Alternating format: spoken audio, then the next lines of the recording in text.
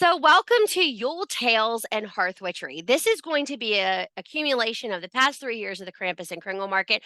I'm not going to hit in those lectures really hard because guess what? We have fucking videos you can watch to do that, right? I can send you over to YouTube. That'll be published up on the page here at the end of the market.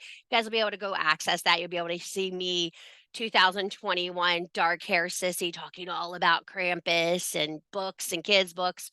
So let's just go under this understanding that we know that Yule is a pagan holiday. First of all, we need to assume that the Christians do not know they stole our holiday, but they're over there driving it like they fucking stole it, right? They're like, take it around the corner. You better keep Christ at Christmas. Christ was never in Christmas, motherfucker. This wasn't your holiday. Newsflash. Hello, paparazzi. There was no baby in a stable. That is relevant to pagans. This is about the rising of the sun.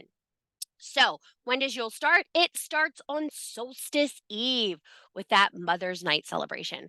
Quick fact, those reindeer pulling Santa's sleigh, none of them had testicles. They were all girls if they had horns.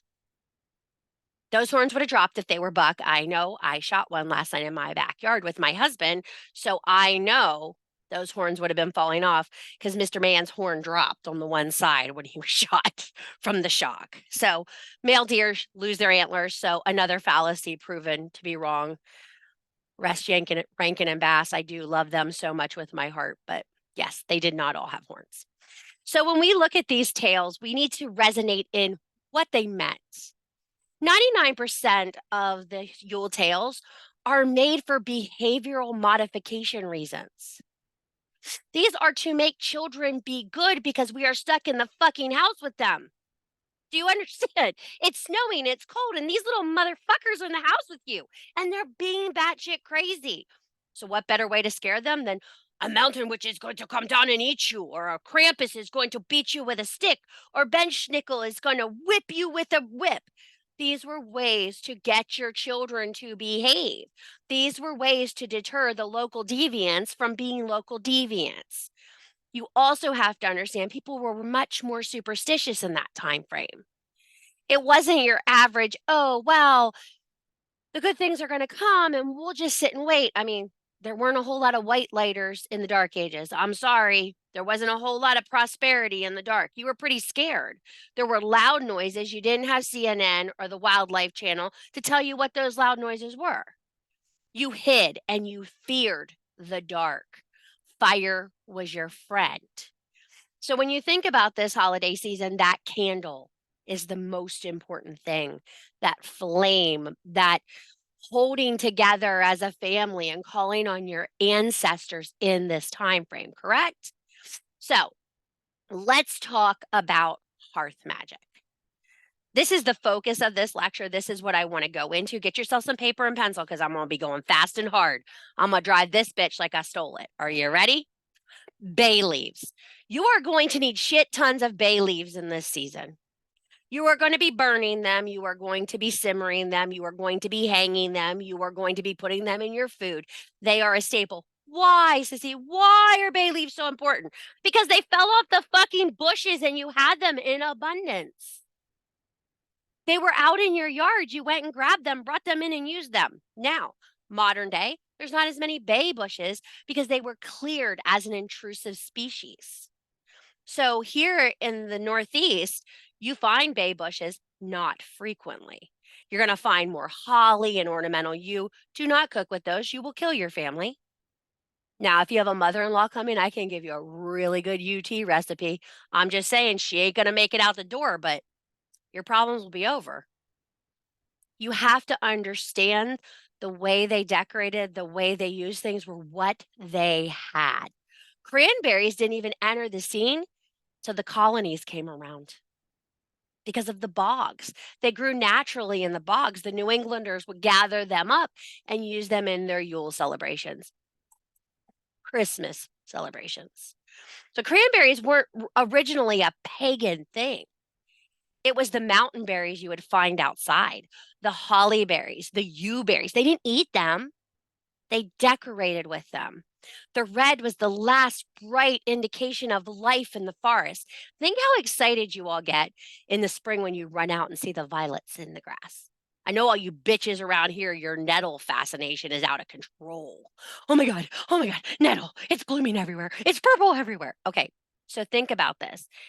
It's getting dark at 4 o'clock. You don't know it's 4 o'clock. You know it's, oh shit, we got to get back to the house and start dinner because it's getting dark. And you see red growing in the forest or bright white berries growing in the forest. You're going to want to gather them and bring them home to make a wreath, correct? It was bringing the last glimpses of life into your home. This is why in Hearthcraft, you're gathering from your yard, you're gathering vines, you're gathering sticks. You witches are the vacuum cleaners of the forest. You bring everything fucking home. Can I give you a word of advice? Be careful. Let that stuff sit outside in the cold overnight if you're making Hearthcraft items. Because guess what? Little friends live in those things too. Spiders and beetles and bugs and fleas all live in these areas because they're tightly knit nestings and bushes and they can survive in them. Let your stuff sit out overnight. Give it a good spritz of Dawn dish liquid in water, like 1 teaspoon of Dawn to a gallon of water. Spritz that stuff down and let it sit overnight. It's enough to get the bugs out of your house. Don't bring the bugs to your house. You don't need the bugs in your house. They're beautiful and they're lovely, but you don't need them. I have a spider building a web in my Christmas tree like it is her job. She's up there whipping her shit together. And my husband's like, why is this in here? I'm like, let her go. She's busy. She's busy. That's her tree. When you make a commitment to bring nature into your home, respect nature. It is a very important part of the progress. Yes, pagans need to be progressive. We need to make this step here. If we're going to bitch that we're of the earth and we make the difference and we pick up the litter and we don't take too much, then we've got to be responsible in that manner as well. If you can buy your Christmas tree potted, buy it potted. I understand a lot of you have allergies and a tree inside is not feasible. I get that. You have small apartments and that is not feasible. That's fine. You can bring one pine stick in your home to have a fresh accent for the holiday. I don't care if it's a pine cone, because you know if you put pine cone in water, it'll start to sprout. You will create life. You have to start thinking how you can make solstice rebloom. Solstice is the turning point from the longest night to the return to spring. This is where we come back to life. We die at Samhain. This is the time we need to move into this overall attitude of, okay, that's enough death. It's time to move forward. You can be in the space of not knowing where you want to go and still not be dying. I think as human beings, we get into this state of complete devastation. When it gets cold outside, it gets dark early. We want to go to bed. We want to pull the covers over our head. We don't want to people. I mean, I don't know about you guys, but I don't want to people anytime. So, like, that's not nothing new. But the holidays bring in these two extremes. So, you need to bring this sense of abundance into your home. So, how are you going to do that? Well, if you want to do it Nordic style, you're going to have tons of books. You're going to have tons of blankets. Your house is going to look like a fucking pottery barn or an IKEA. Okay, that's what your house is going to look like. And if this is the route you choose to take, please send me an invitation. I bring pies and candles and blankets and plenty of Colin Firth Christmas music and movies for us to watch. Okay, so I'm just telling you that's how I operate. I accept the Hygge definition of the Yule season. So I'm all about making my home as cozy as possible. I am blessing my blankets in the dryer.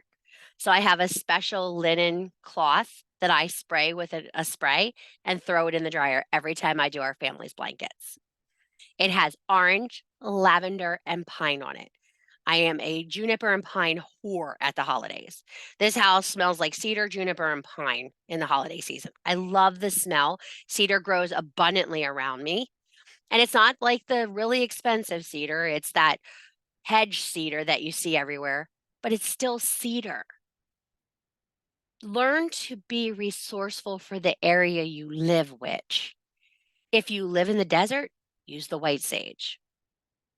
If you live in the mountains, use the pine. If you live by the ocean, find the things in the ocean area that you can use. I know there's lots of bay by the ocean. I pick it every time I go to the ocean. These are things you need to start understanding. What is comfort to you? That is hearth and homecraft. So you're all gung ho with making fresh fruit things to hang in your house, right? Have you ever thought about fruit flies? You really should dry your fruit before you put it on your Christmas tree. Literally, that's a Christmas celebration. That is not really pagan. Pagans always dry their items before they go on to their trees or their garlands. Why? Because we're smart. You're going to get the bugs. You're going to get the fruit flies. And I know for a fact because I had a friend and she hung all these oranges one year. Oranges everywhere in her house. She calls me, she goes, Sissy, they're all moldy and they stink and there's bugs everywhere. I'm like, did you dry them? I'm like, no. You have to dry things. You have to do a little bit of work before you jump into the decorating season. So now is the time. We're at what, the 3rd? Oh my gosh, where is the year going? We're on December 3rd. This is the time to take 3 or 4 days, set that oven real low. I'm talking 180, 175, parchment on. If you don't have parchment, regular paper will work. Newspaper will work. Are you right? I love a dehydrator, but I'm going to tell you something right now. You're going to burn up a dehydrator drying for the holidays. You will kill your dehydrator, especially with cranberries, oranges, and especially, I hate to say it, a lot of people dry grapes.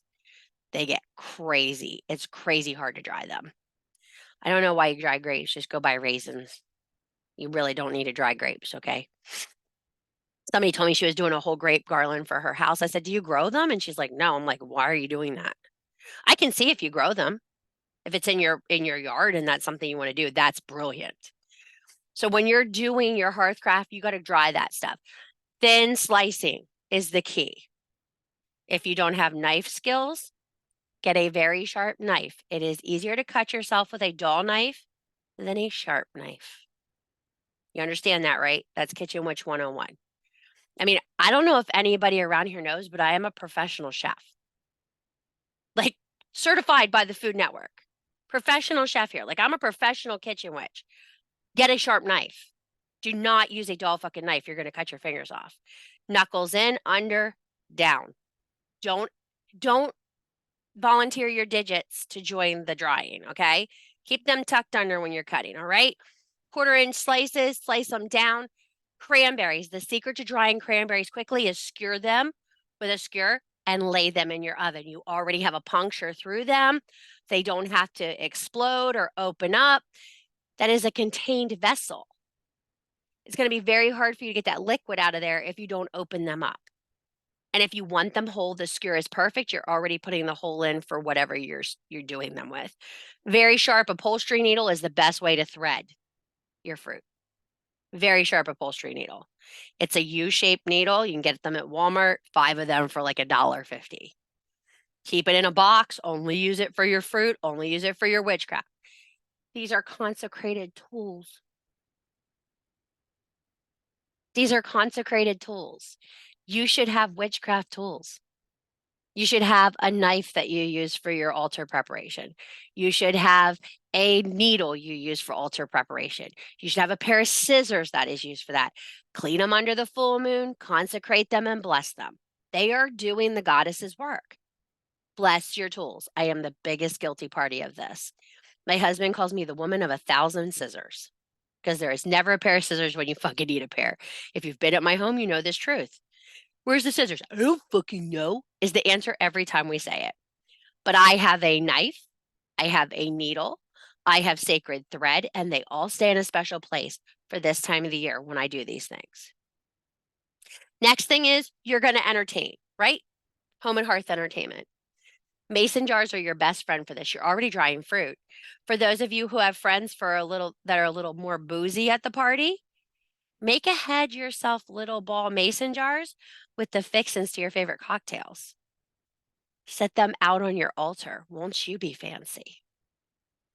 Cinnamon stick, orange, a little bit of vanilla sugar in the bottom. You have the perfect bourbon mix. These are all simple things you can do for your home and hearth in preparation. Do them on the full moon, do them on the new moon, get fancy with them. These are all things you can make ahead for your Yuletide to make it easier. Mix your hot cocos right now. Go get the bag of dry milk. Go get the dark cocoa powder. Get the cinnamon. Get the nutmeg. Blend it all up in a big batch. Put it in a mason jar. Keep it on your altar. The more things you create for sacredness in this season, the more attached to the season you're going to feel. Make yourself the altar salt that you sit your candles in. How many of you make an altar salt monthly? Aw, come on. Bitches. Are you serious? Oh, do we have to have altar salt class once a month? What the fuck? Okay, so Yule altar salt. You ready? How many of you have a fresh tree? If you have a fresh tree, this will be super easy. You're just going to go out and pull a piece off your tree. But if you don't have a fresh tree, you got to go get some pine. So when you're walking through the area where they cut the trees, wherever you live locally, grab a branch of pine, stick that shit in your pocket, take it with you, okay? Or get a small bundle of pine balls, okay? You're going to strip that back. How do you strip a branch? Are you ready? Hold the tip, pull back. You want an easier way to do it and not get anything wrong with you? Take the tip, pull it through the end of a colander, and pull all of it out. Put the piece inside the colander, put the tip out, and just strip it. My Yule salt consists of pink salt. Okay, now listen closely what I'm about to say to you, because it's not what you think it is, okay? Black salt, not protective black salt. This is actual volcanic black salt.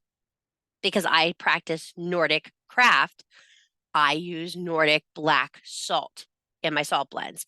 You can use a red salt, whatever you have on hand for salts, okay? So I do a pink salt, a black salt, and a white salt. Thick, thick. I add Epsom salts to my altar salt. Listen up why. Just be patient with me, okay? Put a little bit of Epsom salts in there. My Yule time, I do dried cranberries. I do pine, and I do the tiniest bit of a vanilla bean. Slice it really, really thin, put it in there. If you don't have vanilla bean, don't worry about it. It's not super important, okay? What you can do is sprinkle a little bit of vanilla extract on top of your salt and just let it dry with your candle in it. Now, here's the best part. That candle will sit from the new moon to the solstice moon.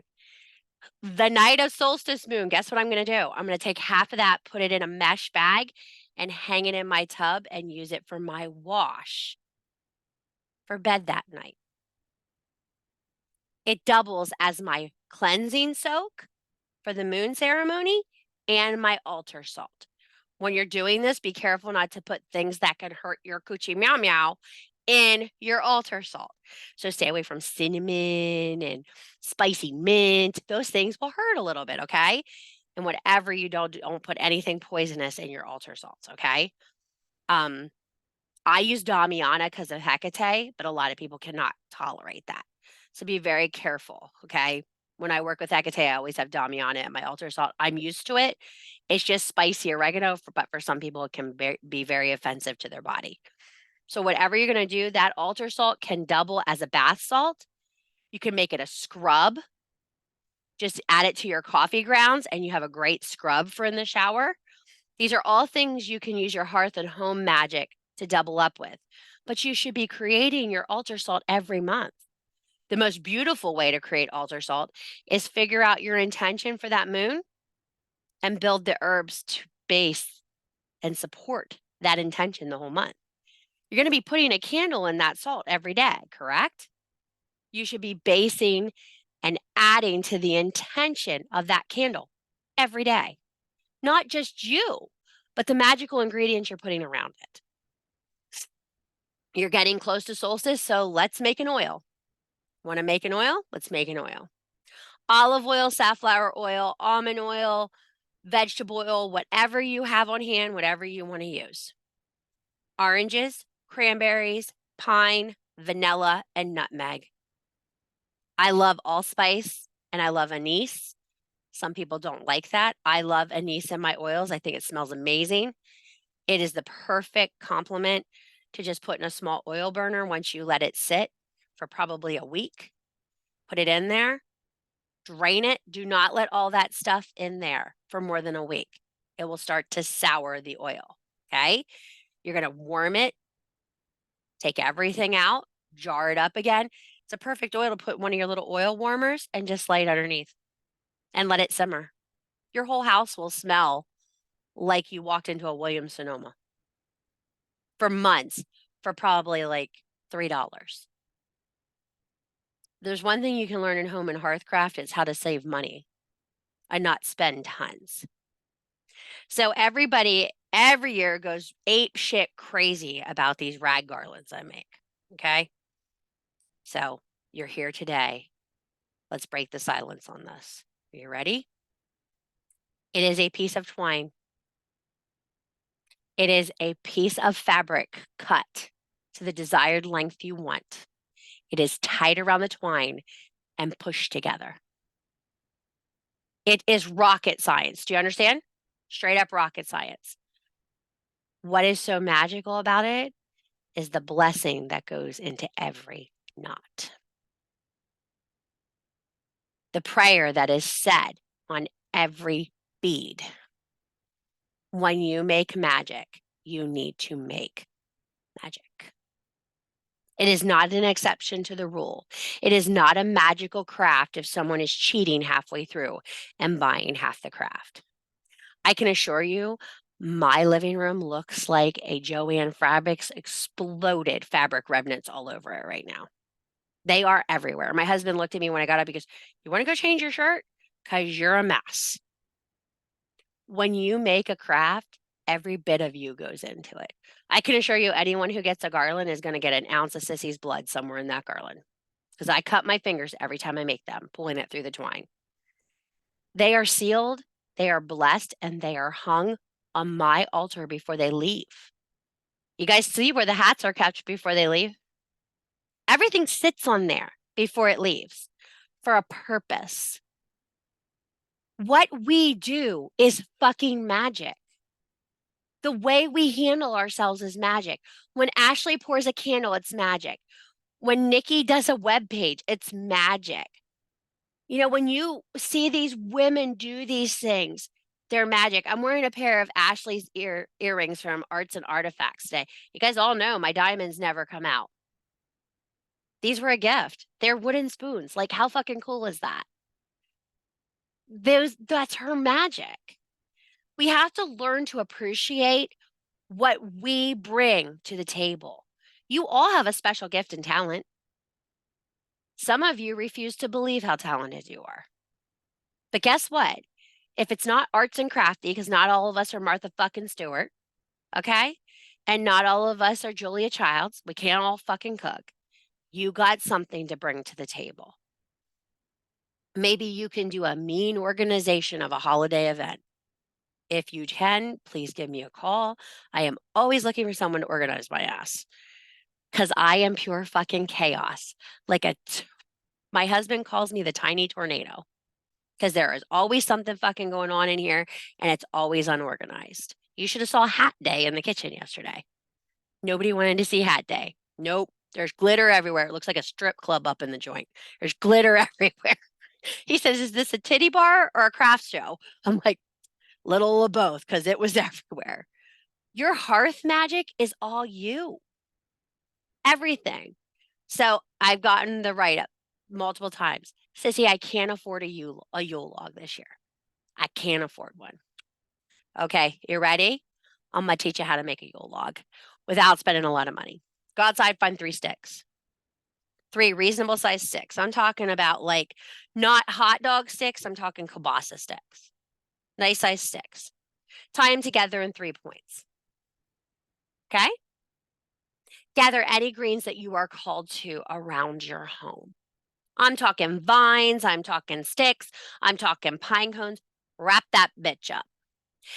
Can't burn where I live, sissy. Okay, we got that covered too. Stick yourself an electric fucking candle in the top of that log. Or here's the better part, round them out a little bit. Get enough sticks that you can make a rounding, put all your greenery on it, and put a candle in the center. Your Yule log is whatever protects you through the night on Yule. Is it great to have the 3-candle Yule holder? Not everyone can afford it. And believe me, if I could send them out for free, I would. But the US Postal System, they require this thing called fucking money to send stuff now. Like, what the fuck? The Pony Express no longer delivers for us. We have to pay money, okay? So you need to find ways to make this work for you. Money's rough and times are hard. You guys are gonna have to get resourceful. But I don't want to hear you can't have a Yule log because I just told you how to make one on the fucking cheap. I know all you bitches got a stick somewhere in your house. Don't you fucking lie to me. Take a stick and hang some Christmas balls on it and put a candle there. Whatever calls to you. And I know, don't fucking tell me y'all don't celebrate Christmas.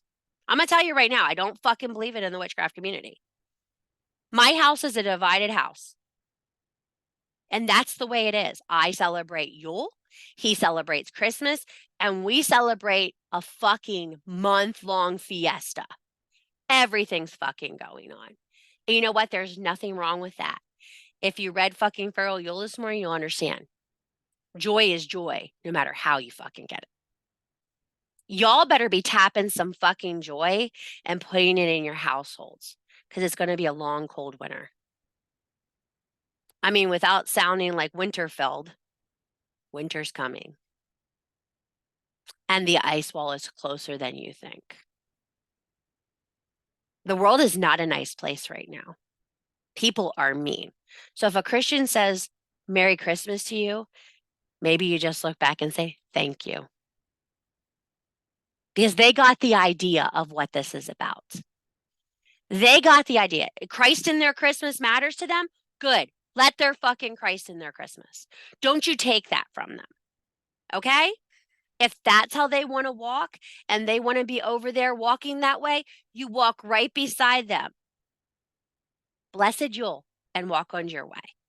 There doesn't have to be a lecture from everyone. There doesn't have to be a fight with everyone. We don't have to. I mean, some of us, when we get a couple eggnogs in us, we go off on a rant because I have been known to do that at a family gathering, you know. I love the fact that my parents are so devout Christian and I'm so pagan. I love it. I love it because I get to go have my childhood at my mom's house.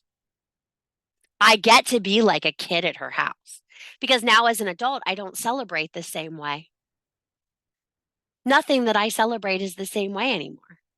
Nothing looks the same for me as my belief system has shifted. But it is so nice to go see little sissy at their house. Like she's in the tree and she has all her ornaments and my mom has all my pictures of when I was a little girl and all the decorations I made her, you know, the stupid paint stick Santa and the paper plate Christmas tree. She has all that stuff. And it means the world to her. Who are you to shit on someone else's feelings or take their joy at a holiday? You want a Yule tale? Go read A Christmas Carol. That's a Yule fucking tale. Go watch It's a Wonderful Life. Because there are people who really need this holiday. This is a really important holiday for a lot of people this year. I'm one of them. I need this holiday this year. I need this. I need the obnoxious Christmas pictures of my little girl in the fruffy dress. I need the visits. I sat at the mall the other day. Caroline was with her dad shopping for 40 minutes. I sat at the mall and watched little kids sit with Santa. Oh, it was the best ever. It was the best ever. And I came home and I wrote and I crafted and I worked. And it was like almost like a joy hit. It was like a hit of joy that I hadn't seen forever. We are desperate for that joy high. And this is a holiday we can get a fix on it. So put the wreaths up, put the garlands up in your house, cut the paper snowflakes with children. If you don't have children and you have the opportunity to volunteer somewhere with children, go do it. Go do it. You don't have to wear your pointy witch hat and all the 9 yards, but you can go make ornaments with a small group of kids. If you don't have that opportunity, go find an angel tree and give to a kid. Go do something for someone else. Giving is much better than receiving. You all know for a fact that I am the organization here at the Lunar Hearth Cauldron. Old Mary Magdalene over here, I'm giving it out as fast as I can give it. My husband's like, do you charge by the turn? I'm like, shut up. He goes, what are we doing for this market that makes money? I said, oh, not much. He goes, oh, but we're going to do it for this many days. I'm like, woo woo. Because I love when you guys get to see new vendors and new ways of looking at Jared's talk, Melissa's talk. Melissa's coming in here with Rekindle Your Spark. We did Spark last year. I love this to see the different takes of different educators on topics. This is what the craft is about.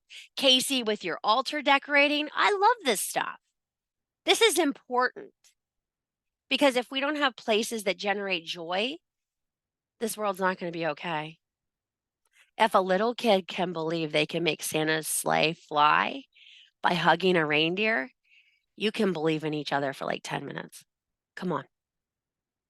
You can go on and watch someone's video or go look at someone's shop. You don't have to buy anything. You can hit like on their page. You can share their products. You can give them the boost that they're looking for. You can make a difference. It's like fucking Bill Murray and Scrooged. Be the miracle.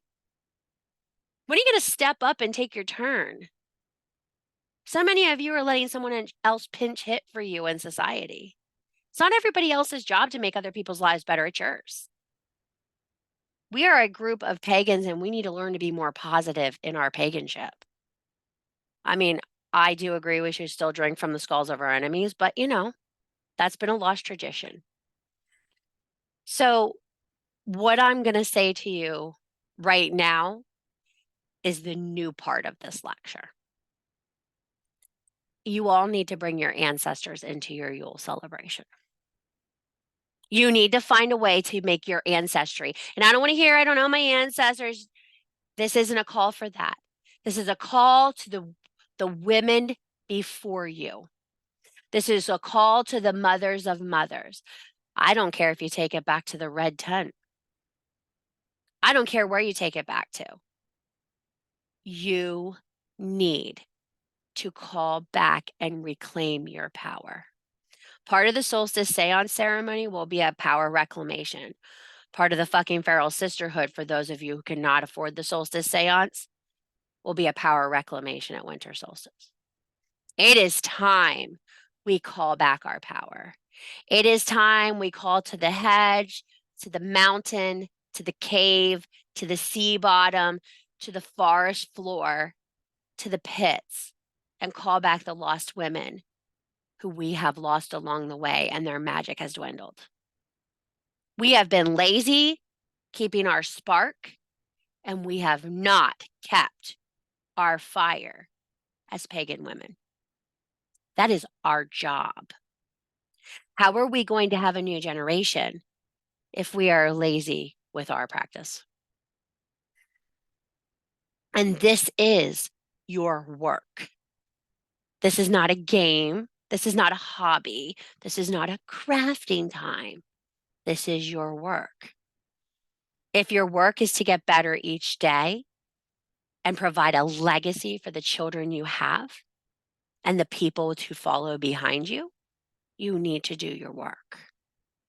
And that doesn't mean, oh, we got to do self-care every day and we got to level up and do this. No. You need to learn about yourself. You need to learn about your craft. You need to learn about the things that bring you joy, and you need to put them into what you do. This is work. And the first part of your work is showing the fuck up. You got to show up in this time frame. Yule season is about ancestry. Does anybody want a new Christmas story when they look for comfort? There are no new classics. There are none. They fade away as soon as they're made. It doesn't last. Every movie I know that people watch is at least 10 years old. You know why? Because we remember it from when we were fucking kids.